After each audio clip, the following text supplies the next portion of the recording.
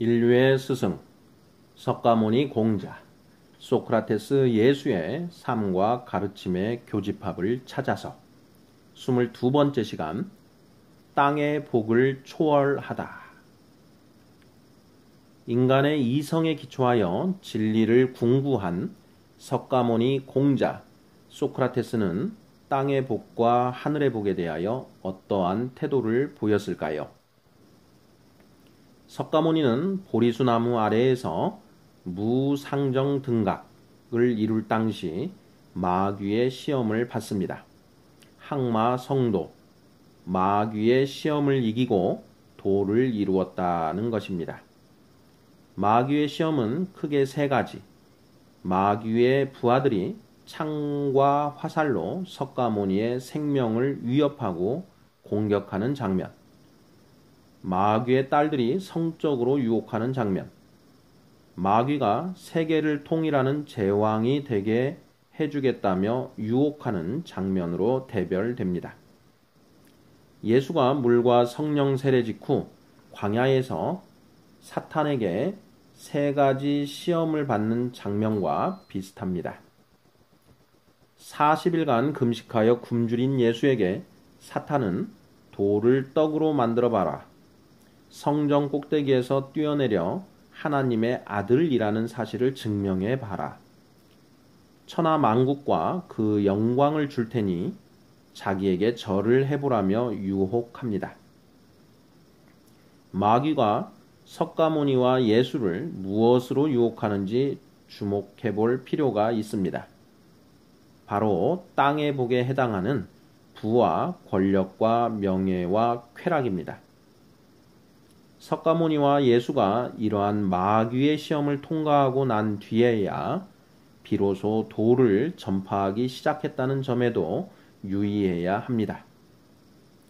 땅의 복을 초월하여 오직 하늘의 복을 추구하게 되었을 때 비로소 공생애가 가능하다는 것입니다. 석가모니와 예수의 가르침을 따르는 많은 제자들이 부와 권력과 명예와 쾌락의 문제로 실족하는 경우가 많습니다. 왜 이런 일이 발생하는 것일까요? 그것은 이들이 세상의 복을 초월하지 못한 채 사역에 투입되었기 때문입니다. 공자는 어땠을까요?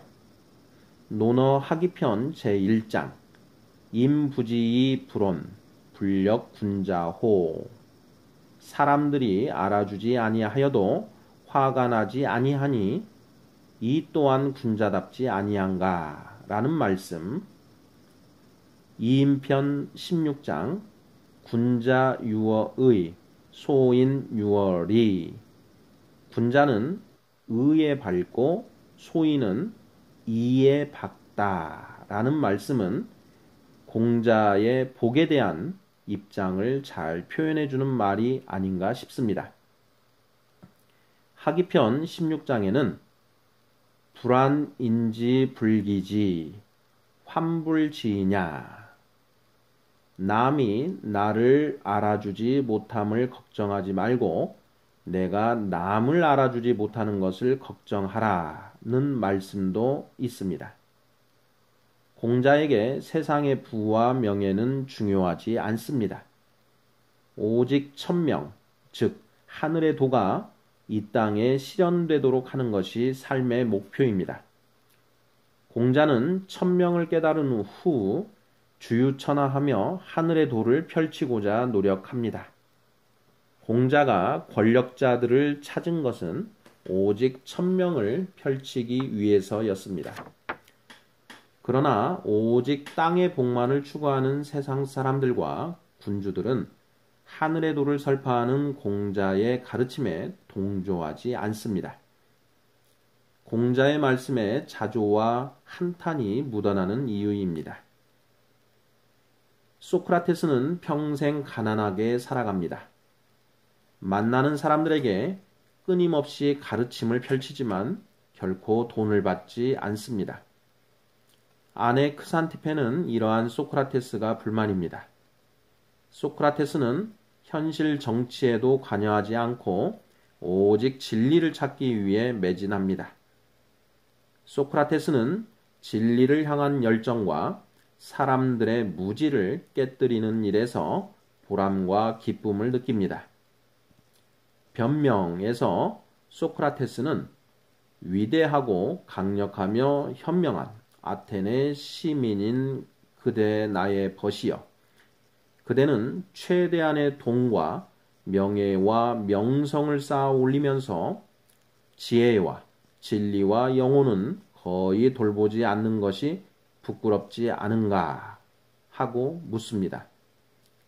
또 내가 돌아다니며 하는 일은 노인이든 청년이든 가리지 않고 여러분이 육신이나 재산을 생각하기에 앞서 우선적으로 영혼의 최대의 향상을 고려해야 한다고 설득하는 것이라고 말합니다. 그리고 평생 게으름을 피울 만한 재주를 전혀 가져보지 못하고 많은 사람이 관심을 갖는 일, 즉 부, 집안일, 장교, 국민의회에서의 연설, 공직, 음모, 당파 등에는 전혀 관심을 갖지 않았던 사람이 치러야 할 대가는 무엇입니까? 라고 묻습니다. 사형을 선고받은 소크라테스는 마지막으로 오 나의 친구들이여, 나의 아들들이 장성했을 때 나의 아들들이 덕 이상으로 재산이나 다른 일에 관심을 갖는다면 내 아들들을 처벌해 주시오 라고 부탁합니다. 지금까지 우리는 인류의 스승들이 모두 땅의 복이 아닌 하늘의 복을 추구했다는 점에 대해 살펴보았습니다. 땅의 복을 추구하는 자에게는 땅의 지혜가, 하늘의 복을 추구하는 자에게는 당연히 하늘의 지혜가 깃드는 법입니다. 우리는 지금까지 땅의 복을 목표로 달려왔습니다. 당연히 하늘의 지혜로부터 점점 멀어질 수밖에 없습니다. 여러분, 이제 하늘의 복을 향해 달려갈 마음이 생기셨습니까?